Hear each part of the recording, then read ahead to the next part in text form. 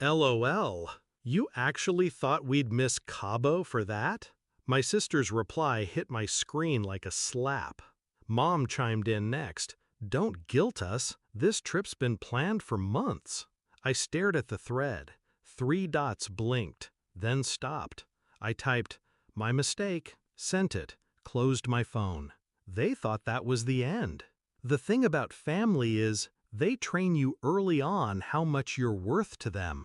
When I was 9, Mom forgot me at a school recital because she had a spa appointment.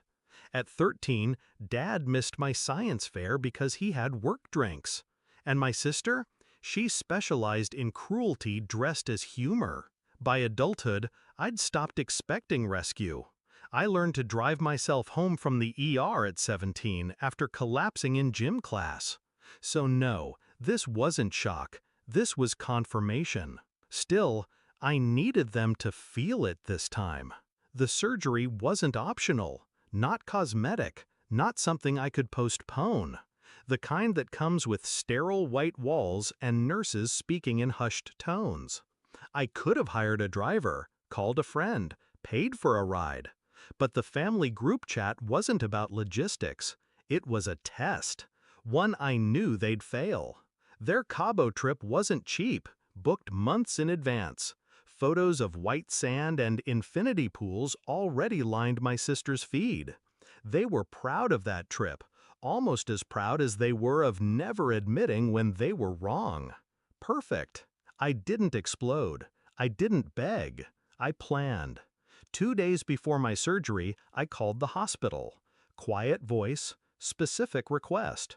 The nurse listened, hesitated, then agreed. All within policy, technically.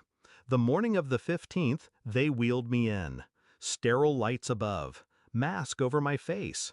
I drifted out thinking about ocean waves crashing into my sister's perfect vacation hair. They didn't hear from me for 24 hours. No texts, no calls, until the second day when the nurse made that call. I imagine my mom picking up in her resort suite, music thumping in the background.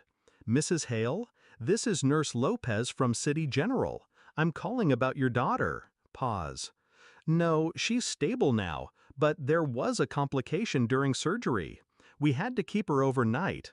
She'll need someone to help her home once she's discharged this afternoon. Legally, she can't leave without a responsible adult to sign her out.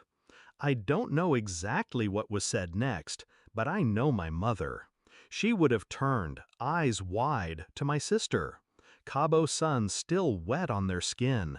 The vacation suddenly tasting like salt and guilt. They had 2 choices: stay, finish their trip, prove me right, or cut it short, fly home, spend thousands just to save face. They flew home.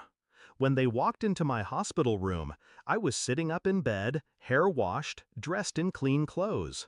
Mom's smile was tight. My sister's mascara was smudged from the flight. You should have told us it was serious, Mom said. I just tilted my head. I did. You just didn't believe me. Silence, thick enough to choke on. I signed the discharge papers.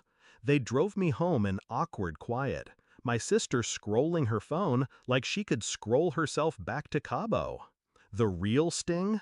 By the time they returned, their resort had resold their suite. No refund. The flights they rebooked were triple the price. And every photo they'd planned to post to make people jealous? Never taken.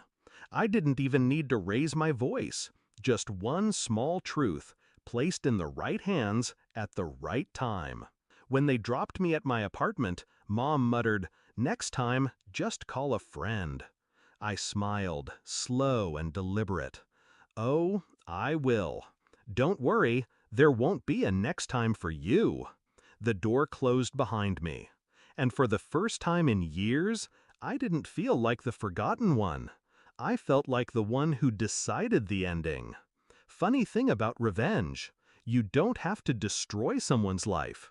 You just have to make them live with the truth they've been avoiding.